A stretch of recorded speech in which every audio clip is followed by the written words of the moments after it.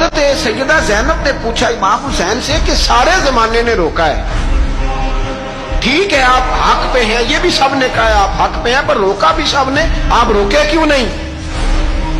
تو ابن کثیر اور ابن اسیر لکھتے ہیں کہ امام حسین رو پڑے، کہنے لگے بہن میں رک جاتا، پر میں نے رات کو نانا مصطفیٰ کو خواب میں دیکھا۔ تو حضور نے فرمایا حسین اگر آج یہ رواج پڑ گیا نا یزید جیسے لوگوں کا تو قیامت تک پڑا رہے گا، پھر لوگ کہیں گے کوئی نکلا نہیں تھا تو ہمیں بھی نکلنا، پھر لوگ ظالموں کے سامنے گردنیں جھکانے کے عادی ہو جائیں گے۔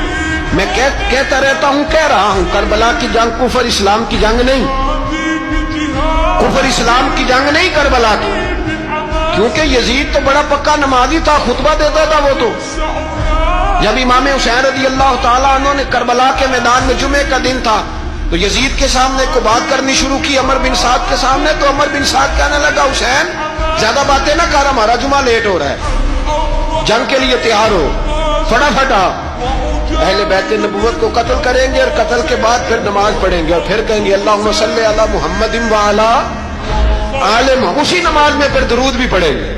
یہ کیسا مرتبہ ہے، کیسا انداز ہے، دوستی قاتل سے بھی مقتول سے یارانہ۔ امام حسین نے حر بن یزید امام حسین سے کہنے لگا مجھے حکم ہے آپ کو روکنے کا، آپ آگے نہیں جا سکتے۔ امام صاحب نے فرمایا وجہ زمین اللہ کی ہے۔ اس نے کہا آپ بیعت نہیں کر رہے، یزید کی حالات آپ کے حق میں درست نہیں ہیں، آپ نہیں جائیں گے۔ امام روک گئے۔ ظہر کی نماز کا وقت ہوا تو حضرت علی اکبر امام حسین کے بڑے صاحبزادے انہوں نے اذان ظہر پڑھی تو حر بن یزید کے لشکر نے امام حسین کے پیچھے نماز ادا کی۔ کہا بھئی تم مقابلے میں آئے ہو نماز پیچھے پڑھتے ہو؟ کہا حضور مقابلہ تو تلواروں سے کر رہے ہیں پر ہمارا دل تو مانتا ہے نا کہ مصطفیٰ کا نواسہ بڑی شان والا ہے۔ حر بن یزید نے 3 نمازیں لشکر سمیت امام حسین کے پیچھے پڑھی ہیں، 3 نمازیں، ظہر اثر اور مغرب۔ پھر امام حسین کے سامنے شرائط پیش کی کہ آپ کو یہاں گھیر لیا گیا ہے، یہاں آپ بیعت کریں گے، یہاں جنگ کریں گے، دو ہی بات ہے۔ امام حسین نے فرمایا نہیں بھائی بیعت تو میں نہیں کرتا، اس کے علاوہ تم جو کہتے ہو میں کرنے کو تیار ہوں۔ اس نے خط لکھا، عبید اللہ ابن زیاد کو ایک بندہ دوڑایا پیچھے کوفے، چند میل پہ کوفہ تھا، کہا وہ نہیں مان رہے، کیا کرنا؟ تو حسین ابن علی ہے، میں زیادہ دیر انہیں روک بھی نہیں سکتا۔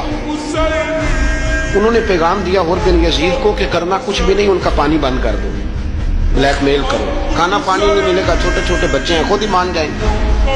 حضرت امام علی مقام کے بارے میں حر کے پاس جب یہ پیغام آیا تو حر کہنے لگا میری طبیعت نہیں مانتی حسین پر پانی بند کروں، دل نہیں مانتا۔ جب یہ لفظ کہے نا دوبارہ تو پھر عبید اللہ ابن زیاد نے عمر بن سعد کو 10,000 آدمی دے کے بھیجا۔